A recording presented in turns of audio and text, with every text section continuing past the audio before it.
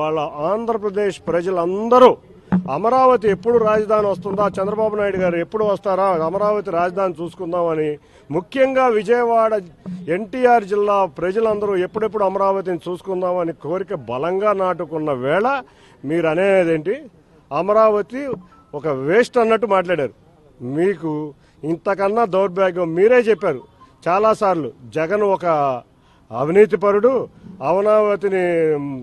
అమరావతిని 3 రాజధానులని అమరావతిని చెడగొడుతున్నారు, ఇట్లా రకరకాల వ్యాఖ్యలు చేసిన మీరే ఇవాళ వచ్చి అమరావతిని ఇక్కడ వేస్ట్ 3 రాజధానులే ముద్దని మీరు జగన్ని కౌగులించుకుంటే ఇంతకన్నా దౌర్భాగ్యం ఇంతకన్నా లేదని నేను అందరికీ సర్వనేయంగా చెబుతూ, ఇటువంటి మా కుటుంబంలో జరిగిన విషయాలన్నీ అవి మా వ్యక్తిగతం, పార్టీకి ఎటువంటి సంబంధం లేదు.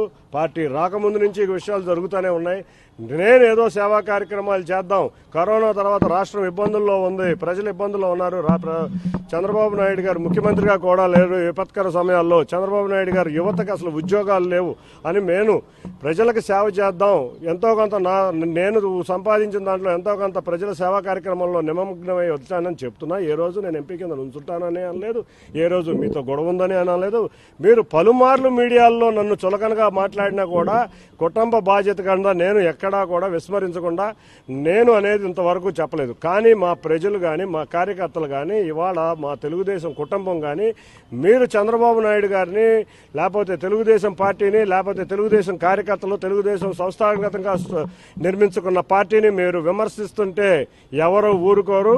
మీకు హెచ్చరిస్తున్నాను, తప్పక దీనికి శాస్తి అనుభవిస్తారు. ఇప్పటికైనా ఇటువంటి వ్యాఖ్యలు చేయరాదని మీ అందరి ముందు విన్నవించుకుంటున్నాను.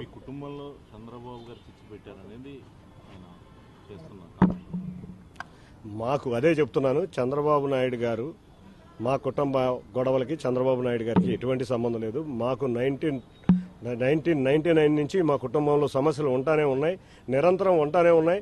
అవన్నీ ఎప్పటికప్పుడు సర్దుకుంటా మళ్ళీ నేను సర్దుకుంటా వస్తున్నాను. సర్దుకుంటా వచ్చినా కూడా ఆయన ఇంకా మారకుండా అట్లాగే ఉన్నారు. 2014 ఎలక్షన్లో కూడా దగ్గరుండి చేసి మళ్ళీ వెళ్ళిపోయాను.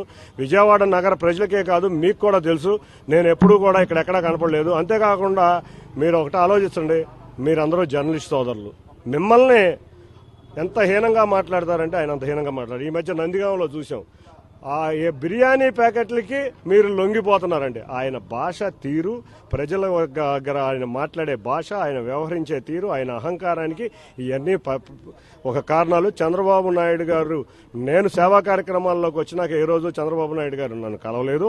ఏదో 2-3 సార్లు కలిసినా కూడా నా సేవా కార్యక్రమాల గురించి వివరించడమే జరిగింది.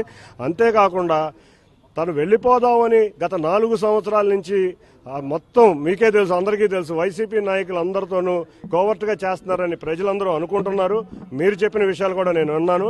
కాబట్టి ఆ ప్లాన్లో భాగంగానే ఎలక్షన్లు వచ్చినాయి, ఇంకా పార్లమెంటు టైం కూడా అయిపోయింది. కాబట్టి ఆయన అనుకున్న ప్లాను జరుగుతుందేమోనని ప్రజలందరి అభిప్రాయం.